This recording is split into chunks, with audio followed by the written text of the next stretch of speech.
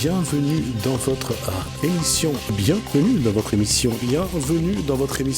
La Réunion les Lannes,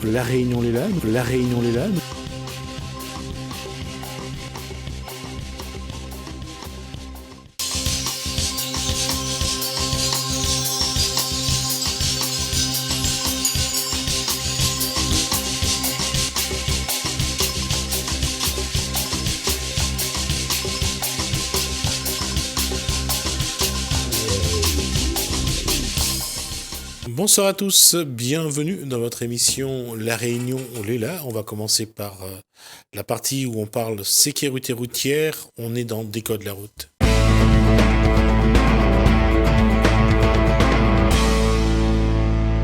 Et notre spécialiste de la route, c'est Jean-Michel Boyer. Bonsoir. Bonsoir. Et son invité, bonsoir également. Il va nous présenter d'ailleurs. Jean-Pierre Gourma. Bonsoir. Bonsoir. Spécialiste, bon, c'est un grand mot, je veux dire. J'ai dit notre spécialiste. Oui. D'accord, on a comme invité Jean-Pierre Gourma parce qu'il est moniteur de roues. Et nous allons parler aujourd'hui des deux roues motorisées. Donc, tout ce qui est équipement, cohabitation avec les autres usagers, tout ce qui est formation, tout ce qui s'ensuit. Donc, on va avoir une discussion là-dessus. D'accord. Je vous laisse, je vous regarde, je vous écoute et j'essaye d'en prendre de la graine. Mais déjà, on va soulever un petit sujet là, qui est d'actualité, ce qui s'est passé hier dans le Chaudron. Ça montre un petit peu ce qui se produit, ce qui peut arriver. C'est-à-dire, voilà, d'un côté, on a un gamin de 9 ans qui est sur la route. De l'autre côté, un autre gamin aussi qui est un peu plus âgé, mais qui s'amuse aussi. La presse annonce qu'il a 18 ans. Ah, je veux dire, après, c'est pas un jugement qu'on va porter, c'est juste un malheureux constat. Que justement, du côté de l'inconscient de chaque côté, et ça donne un drame, et là... De l'inconscient de chaque côté? Ah bon? Oui, je pense que la route est devenue un aire de jeu. Le gamin n'a rien demandé. Le gamin était... Ah, c'est sûr. Mais il faisait du vélo dans le couloir de bus. Enfin, c'est presque ce que j'ai entendu, d'après des dires. Oui, d'après ce que j'ai... L'accident s'est déroulé sur le couloir du bus. Voilà, donc normalement, je pense qu'il est supposé rouler à côté. Non pas dans le couloir. Voilà, non pas dans le couloir, parce qu'en plus, il peut se prendre le bus. Hein. Là, c'est la moto, au pire, ce serait le bus. Mais là, ça reste dramatique. Mais pourquoi ça nous interpelle? Parce que quelque part... quand on est formateur comme monsieur Jean-Pierre Gourma, on essaye d'apporter cette notion de conscience, de prise de risque. Est-ce que on peut, c'est ça le paradoxe de la vie, c'est que est-ce qu'on peut demander à des jeunes d'être conscients du danger? En fait, c'est surtout une question de sensibilisation, une question de formation, je dirais. D'ailleurs, il y a des formations qui sont faites dans le milieu scolaire, où on va apprendre aux gamins à partager la rue, on va les apprendre en fait à comment circuler en tant que piéton, comment circuler en tant que cycliste. D'accord ? Il y a toute une sensibilisation qui est faite. Est-ce que c'est toujours fait partout? Il faudra en faire plus, c'est une évidence. Mais toujours est-il que circuler sur la voie publique, c'est cohabiter avec différents usagers. Oui, le discours, je l'entends et je suis d'accord. Oui. Mais la question est, dans cet accident, nous avons un enfant d'une dizaine d'années. Ouais. On a un jeune de 18 ans. On sait que le Chaudron est un endroit où les jeunes aiment faire des rodéos, aiment s'amuser, chercher l'adrénaline. Bien sûr. Je reviens à ma question. Au-delà de la pédagogie pour apprendre la précaution, faire face au danger aux jeunes, la question, c'est une question de conscience. C'est de faire prendre conscience à des jeunes que la route est aussi un danger. C'est ça la question. Exactement. C'est vrai que c'est une chose qui n'est pas évidente du tout. Mais là, je pense que quand il s'agit de très jeunes enfants, c'est peut-être dans le milieu familial qu'il faut aller chercher un petit peu pour que quelque part, les parents, dans la mesure du possible, encadrent un peu plus les gamins et leur parlent peut-être un peu plus de sécurité. Un gamin qui se retrouve sur la voie publique avec un vélo, il faut qu'on arrive à le sensibiliser. Il faut que les parents, quelque part, arrivent à faire passer un message. Aujourd'hui, on parle du permis piéton. Exactement. Il faut parler du permis vélo maintenant. Écoutez, quelque part, quand on partage la rue avec plein d'usagers de catégories différentes, il est évident quand même qu'il faut quand même un minimum de formation, un minimum de sensibilisation sur les différents dangers encourus. Donc, le permis piéton, bien sûr, savoir circuler, savoir partager l'espace. Il y a l'espace réservé à la circulation des bus, des véhicules à 4 roues, à 2 roues, les trottoirs réservés aux piétons, de même que circuler à vélo, c'est pas une mince affaire, hein. Lorsqu'on a un bus qui fait je sais pas combien de tonnes et qu'on croise un gamin qui a 6 ans, 7 ans à côté d'un bus ou derrière un camion, vous comprenez bien que ce sont des situations à problème.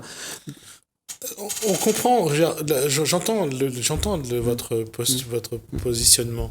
Et vous avez raison, le danger, il faut essayer de l'anticiper. Mais quand on voit aujourd'hui des gens des adultes qui ont des années de permis, qui font du 174 km/h sur la route, c'est sûr. Quand on voit des comportements, on voit que tout n'est pas lié seulement à l'âge. Exactement. C'est lié à la prise de conscience. Voilà. Dans votre pédagogie, quand vous expliquez à vos élèves la conduite, vous leur dites de tenir la main à 10h, à 10h10. Alors, je dirais que cet aspect-là est un aspect quand même un peu basique de l'apprentissage de la conduite.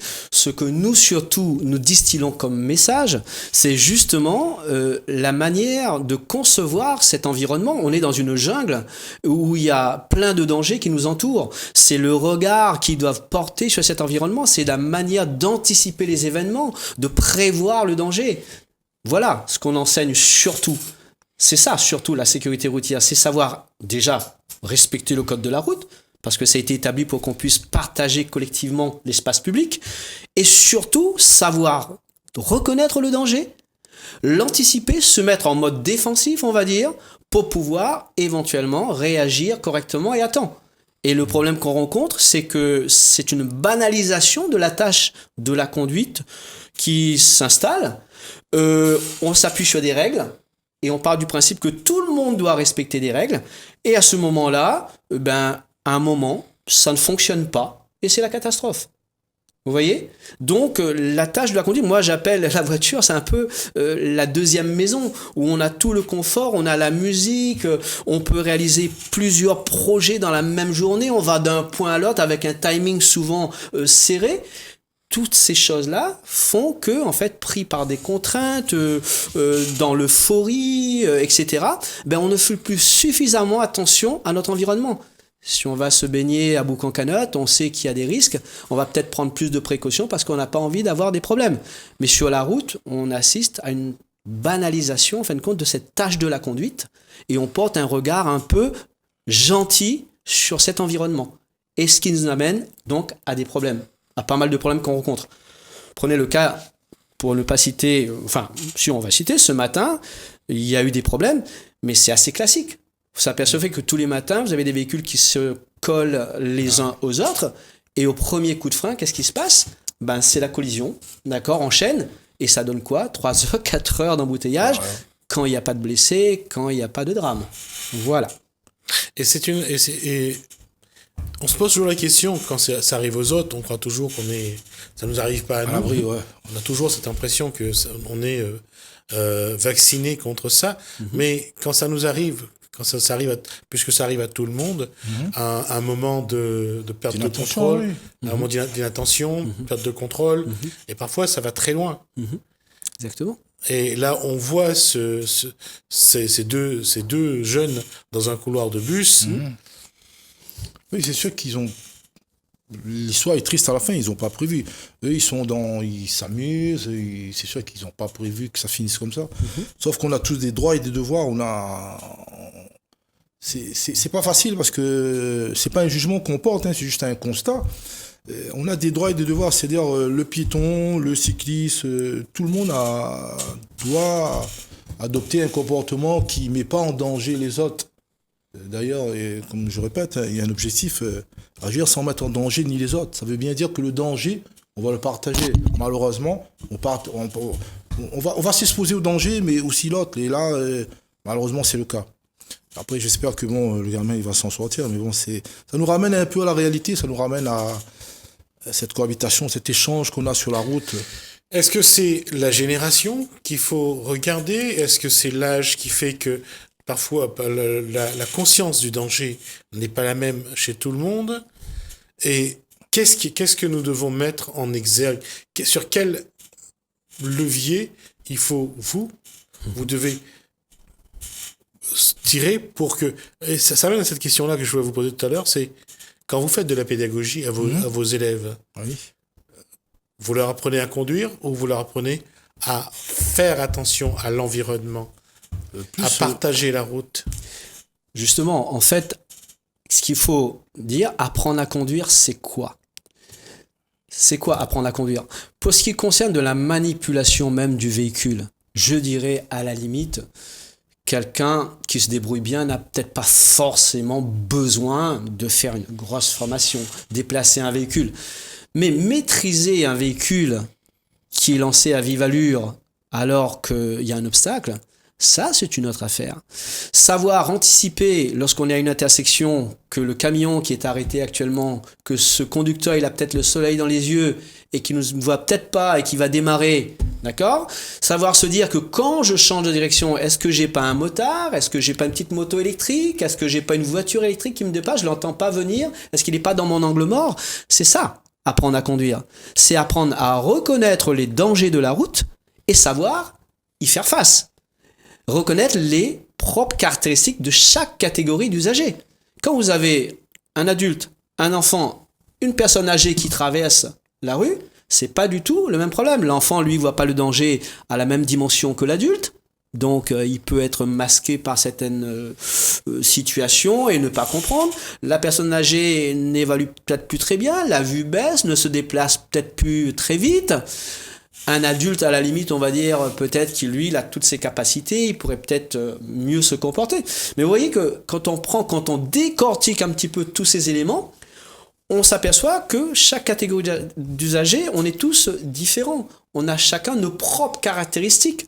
Donc, le problème qu'on a, c'est que quand je suis en voiture, je pense quelquefois à moi. Je ne pense pas au cycliste que je dépasse qui à un moment, parce qu'il y a un petit caillou sur la route, il peut faire un écart de 50 cm et ça peut être suffisant pour que je le fauche. Alors que c'est établi que lorsque je dépasse un usager vulnérable, je dois laisser un espace suffisant pour être sûr de ne pas l'accrocher au cas où il perdrait l'équilibre, etc. Vous voyez, c'est ça. C'est ça. Et tant qu'on n'arrive pas à raisonner de cette manière, il y aura toujours des problèmes parce qu'on ne tient pas compte suffisamment de l'autre. Autre problème qu'on peut soulever, c'est un problème de communication sur la route. On ne se comprend pas toujours. On ne communique pas très bien. Je pensais qu'il allait faire ci, je pensais qu'il allait faire ça. Mais quand on raisonne comme ça, ça y est, c'est terminé, c'est qu'il y a eu conflit, il y a eu accident. Vous voyez? Donc, voilà, le vrai départ, on va dire, c'est quoi? C'est ça, apprendre à conduire. Et apprendre à se conduire. Vous voyez? Et ça ramène à cette question, c'est justement qui a la responsabilité de prendre la décision qui va éviter le... Souvent, l'autre dit, moi, je peux passer. L'autre dit, je ne vais pas m'arrêter. Oui. Le petit problème, enfin, le gros problème qu'on rencontre, c'est que les règles établies du code de la route prennent quelquefois une proportion incroyable. Parce qu'on a déterminé un ordre de passage, on part du principe que ça y est, c'est établi, je ne vois pas pourquoi, alors qu'il a un stop, alors qu'il a un feu rouge, il passerait. Mais ça arrive tous les jours. Vous avez des gens qui ont des soucis, qui ont des problèmes, qui se déplacent et qui sont malades. Pour diverses raisons, ils peuvent à tout moment passer un feu rouge sans forcément le faire exprès et ne pas le voir. Mais nous, on est figé sur des règles, on est attaché à des règles de priorité, par exemple, et on se dit que voilà, tout devrait aller correctement parce que c'est établi. La priorité est à moi. Oui, ouais. Mais la priorité, c'est seulement un ordre de passage. D'accord? C'est pas un droit absolu.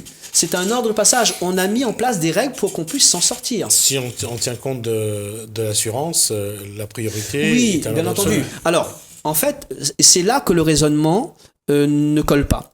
Parce que vous voyez que dans cette société, et c'est là, c'est le raisonnement collectif, on raisonne beaucoup plus en termes de responsabilité et on raisonne très très peu en termes de conséquences. J'ai raison, je me suis fait rentrer dedans, ça m'a bousillé ma jambe ou bien ça m'a bousillé ma colonne vertébrale, je suis maintenant dans un fauteuil roulant. Mais j'ai raison, l'assureur va me rembourser. J'aurai une pension jusqu'à la fin. Mais est-ce que vous voyez un petit peu ? Oui. Voilà, d'accord ? Ça ne tient pas debout. C'est pas parce que j'ai raison que je peux me faire... Ce qui signifie qu'aujourd'hui, les moniteurs d'auto-école, le passage de permis doit évoluer. On doit dire que même lorsqu'on a raison, lorsqu'on a priorité, on doit réfléchir. Mais vous savez que c'est un discours qu'on tient tous les jours, nous, dans le cadre de la formation. Je pensais vraiment qu'ils l'entendent comme ça. Écoutez, voilà, nous, on prêche quelque chose à laquelle on croit fortement. Parce que nous, on a beaucoup d'éléments, on étudie des statistiques, on sait... Vous savez que toutes ces mesures qu'on prend, c'est suite à des statistiques, c'est suite à des accidents dramatiques, d'accord ? On n'arrive pas comme ça pour dire du jour au lendemain, vous allez devoir mettre un casque ou mettre des gants. C'est-à-dire qu'il y a un moment, on s'est aperçu que lorsque les gens chutaient, chutaient sur la tête et qu'il y avait un taux de mortalité trop élevé. On a dit, voilà, la tête est fragile, on va protéger. Et puis, quand on tombe, on met les mains, il y a quand même des traumatismes au niveau des doigts, des mains. Donc, on se dit, voilà, on va peut-être obliger à mettre des gants. Et puis, il y a des gens qui ont des traumatismes au niveau de la cheville, au niveau des membres. On a dit, voilà, mettez des chaussures montantes, mettez-vous un pantalon, mettez-vous une veste qui vous protège. Notamment sur un 2 roues, je veux dire, on est très, très mal protégé. On a mis en place les airbags, plein de dispositifs de sécurité. Donc, nous, voilà, pour revenir à ce que vous disiez, je crois que nous, c'est ce qu'on prêche tous les jours. On dit aux gens, c'est pas parce qu'il y a une règle qui dit que c'est à vous de passer que vous allez passer les yeux fermés en faisant confiance. Vous savez que la rue, c'est l'échantillon de la société. On trouve tout le monde avec leurs problèmes de tous les jours.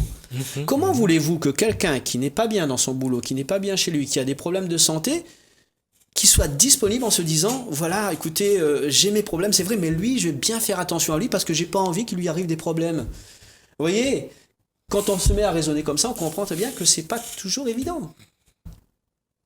Ce qui veut dire qu'on doit, dans l'apprentissage que vous mettez en place, dans votre pédagogie, c'est de dire à quelqu'un qui prend le volant, quels que soient les droits des uns et des autres, tout peut arriver, vous êtes responsable de tout. En fait, voilà, il y a toujours autour de nous une zone d'incertitude.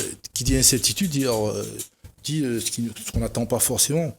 On est tous dans la voiture ou sur un 2 roues. On a l'impression qu'on est un peu tout seul. Après, on est plus vulnérable sur un 2 roues, c'est pour ça qu'on est équipé. Mais si on ne prête pas vraiment attention aux autres, après, c'est pas facile. Je veux dire, c'est... Demander aux gens de prêter attention, que tout le monde échange vraiment entre eux, c'est pas facile, mais c'est ça qu'il faut faire en fait. Il faut toujours faire attention à l'autre et l'autre faire attention à moi. On a un échange qui va renforcer notre sécurité. Comme dit Jean-Pierre, la priorité, c'est pas une règle absolue, c'est une règle définie, mais c'est pas absolu. Il y a des moments où je suis prioritaire, mais pour éviter l'accident, je vais laisser passer. Je vais pas dire, je suis prioritaire, pas grave, on va taper dedans. Sinon, c'est pas bien. Je veux dire, on n'a pas... Cet aspect-là est surtout posé lors des stages de récupération de points. Le psychologue qui est là essaye surtout de conscientiser les personnes qui viennent ici, dans ce stage, de leur faire comprendre que la route, c'est un danger permanent. Exactement. Oui. Exactement, ça va de soi. Je veux dire que si les règles établies, si ça fonctionnait bien, on le saurait. C'est simple, il y a des règles de priorité, il y en a un qui a la priorité, l'autre qui n'a pas. Essayons de comprendre pourquoi il y a alors accident. Pourquoi il y a accident ? Il y a des règles qui limitent la vitesse. Pourquoi, quelquefois, il y a des pertes de contrôle à une allure trop élevée, etc. Donc, on sait que les règles ne suffisent pas. Ce qu'il faut, c'est prendre conscience que du risque routier, comprendre qu'on peut tout perdre à un certain moment. Vous voyez qu'un banal accident peut tout chambouler. On peut tout perdre parce qu'on est blessé gravement. Plus de travail, handicap. Je venais de me construire ma maison, ça y est, c'est terminé, etc., etc. Je ne vais pas faire la liste. Mais vous voyez, ce qu'il faut véritablement prendre conscience, c'est que la route, comme j'ai l'habitude de dire, c'est un peu une jungle. Et il faut savoir qu'on ne se déplace pas comme si on partait de sa salle de bain pour aller dans son séjour. Et quoi qu'on puisse glisser sur le carrelage et se justement. péter le dos, de la même façon que dans une voiture. Et voilà. Mais les jeunes qui arrivent pour passer le permis, Oui. et on l'a tous vécu comme ça. Je veux dire, quand on a commencé à passer notre permis, c'est parce que c'était la liberté, c'est d'avoir la voiture, Exactement. Oui, c'est sûr. d'aller là où on Exactement. voulait, quand on voulait. Exactement. Mhm. Oui, mais après, il faut l'apporter aussi l'envers de la médaille, quoi. Je veux dire, c'est la liberté, l'autonomie, mais il y a aussi le danger qui est permanent, qui est autour de nous. Et ça, c'est sûr que c'est pas la partie plus facile à amener, parce que on est tous pareils. Je veux dire, on pense que ça va arriver seulement aux autres. C'est la notion de responsabilité que les jeunes n'ont pas quand ils viennent passer leur permis. En fait, je dirais que le travail ne commence pas au moment où le jeune vient passer le permis. Le travail doit commencer très très tôt. Dans l'éducation. Ça doit commencer dès la maternelle, ça se fait d'ailleurs déjà, mais peut-être pas Assez. suffisamment. Ça doit commencer très très tôt. D'accord ? Il faut que les bases soient bien installées très très tôt et qu'il y ait un cursus comme ça, voilà, la maternelle, primaire, collège, lycée. Parce que si vous regardez bien, un jeune qui vient passer son permis, allez, on va dire, faut compter une moyenne d'heures d'une 30aine d'heures. Ça correspond à une formation d'une semaine. Comment voulez-vous changer Ouais, un comportement. les choses Les sur un schémas. laps de temps Aussi court. C'est sûr. Et en plus, comme vous le disiez tout à l'heure, lorsque le jeune il a son permis, nous tous on est passé un petit peu par là, c'est une liberté. Ça y est, je l'ai. Mais j'ai plus personne qui va m'imposer de faire telle ou telle chose. Maintenant, ça y est, j'ai mon permis, donc Je je me suis sens seul maître à bord. Voilà. Voilà. Donc, j'ai plus personne qui va me dire de ralentir, de faire attention, etc. Et je le vis en fonction de sa personnalité aussi. Hein. Il y a des jeunes qui ont bien compris le message, ils sont prédisposés à le recevoir, ils vont être prudents, ils vont peut-être se sentir un petit peu en danger au début, ils vont gérer les choses différemment. Il y en a d'autres qui tout de suite vont peut-être aller un peu vite parce que ça y est, ils se sentent très forts. À cet âge-là, on va dire que c'est un peu normal. D'accord ? D'ailleurs, c'est pour ça qu'a été mise en place la formule de la conduite accompagnée, d'accord, qui fait que le jeune fait un apprentissage en auto-école, ensuite se retrouve en apprentissage avec les parents, et seulement ensuite, à la fin, passe le permis. C'est-à-dire que la formation, on va dire, dure beaucoup plus longtemps. Et pendant ce temps-là, les parents ont le temps de porter un regard, d'encadrer, de faire part de leur expérience, etc. Et c'est quelque chose qui fonctionne pas mal, d'accord, qui apporte quand même de bons résultats.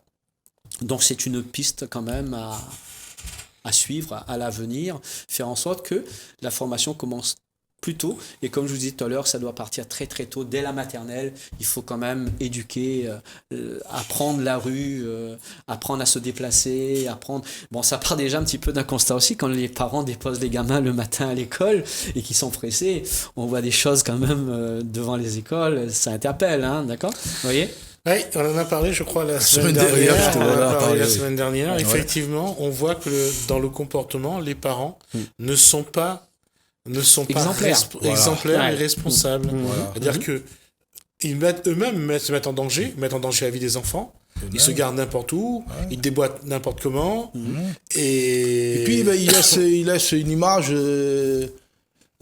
une fausse image à l'enfant surtout, parce que l'enfant, il prend pas, en fait, il va pas prendre conscience, parce qu'il voit que, de toute façon, mes parents, ils font comme ça. Voilà. Comme on disait la dernière fois, il se passe rien. Sauf qu'un jour, Voilà. il Je va veux dire, arriver. un petit ce qu'on peu, comprend si pas. le parent pouvait ralentir, que l'enfant pouvait sauter dans la voiture en marche, Voilà. et que le matin, il Ah oui, faisait parce qu'elle est en pareil. retard. Parce qu'elle est en retard, je suis en retard au travail. Parce qu'il n'y a pas de donc, place pour se garer. D'abord, il n'y a pas de place pour se garer. Ensuite, parce que, comme vient de dire Jean-Michel, ils sont en retard. Ouais. C'est-à-dire que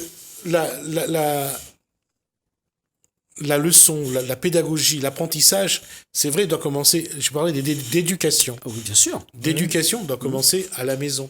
Et les parents ne se rendent pas compte aujourd'hui. Exactement. Les parents ont transféré leur responsabilité d'apprentissage, d'éducation à l'école. Ouais. ensuite, Et on a l'impression que... Voilà, c'est- quelque part, voilà, bon, je pense que c'est pas forcément évident, hein, mais je pense que voilà, c'est aux parents déjà de conditionner ça progressivement pour que nous, quand l'enfant arrive, il a déjà une petite notion déjà, il a déjà responsabilité. Voilà, une petite notion on va sûrement apporter un peu plus, mais je veux dire déjà, ben, il est réceptif à ça, il comprend déjà de quoi on parle, parce que sinon il va pas comprendre, il va dire j'ai jamais entendu ça, il dit ça, tout d'un coup on me parle de ça, je vois pas trop de quoi il s'agit, mais si tout petit déjà on l'amène doucement, il sera conditionné déjà, préconditionné pour que quand notre message arrive, il se sent pas trop bousculé. Surtout qu'ils le comprennent. Surtout. Et qu'ils l'acceptent. Surtout. Mais on s'aperçoit aussi que l'éducation routière n'occupe pas une place importante dans la vie de tous les jours. Alors, un parent, qu'est-ce qu'il veut? Il faut que ses gamins, bon, au niveau de l'hygiène, bon, fassent bien attention, etc., de ne pas manger n'importe quoi, plein de choses. En fin de compte, on veut que le gamin, il travaille bien, etc., à l'école, on veut qu'il apprenne bien ses leçons. Mais souvent, ce qu'on devrait dire aux gamins aussi, c'est que quand tu vas à l'école, fais très attention, ne traverse jamais n'importe comment, essaye de Sauf bien, que ça, voilà. c'est pas vrai. Je veux dire, les gens traversent n'importe où. Ah oui. Et pas dans les passages... Et pourquoi Alors, concernant les gamins, c'est les adultes souvent qui sont des modèles, Oui, mais d'accord. Justement, moi je vois les parents, justement, c'est les parents qui, des fois, l'enfant il veut traverser, tu veux pas la protéger, mais la maman dit non, c'est bon, on est en retard, là, vas-y, traverse. Là, je comprends pas trop. Là, comme quelque part, bon, on n'est pas à 3 secondes près, même si on est en retard, on peut perdre encore une minute. Hein. Oui, au lieu de perdre la vie. Oui, exactement. On arrive à la fin de cet échange. On aura l'occasion d'y revenir, parce que je crois que voir après comment on peut commencer l'éducation routière à l'école, je pense que c'est une question qu'on va poser et qu'on va répéter. Et c'est un vaste champ de travail, il y a du boulot. Donc, je voudrais juste rajouter quand même que les statistiques montrent que 25% des accidents mortels sont les deux roues. Donc les deux roues, parce que... Pourquoi ? Parce que des fois en moto, on a l'impression qu'on a la puissance et on pense qu'on est à l'abri de tout ça. On peut passer partout. Voilà, on peut passer partout et se faire peur. Hein. Merci messieurs. Merci. Je vous dis à bientôt pour qu'on revienne là-dessus et on verra sûr. comment on peut parler de sécurité routière dans les écoles et dès la maternelle. Merci à vous. Bienvenue dans votre émission. Bienvenue dans votre émission. Bienvenue dans votre émission. La Réunion, les Landes. La Réunion, les Landes. La Réunion, les Landes.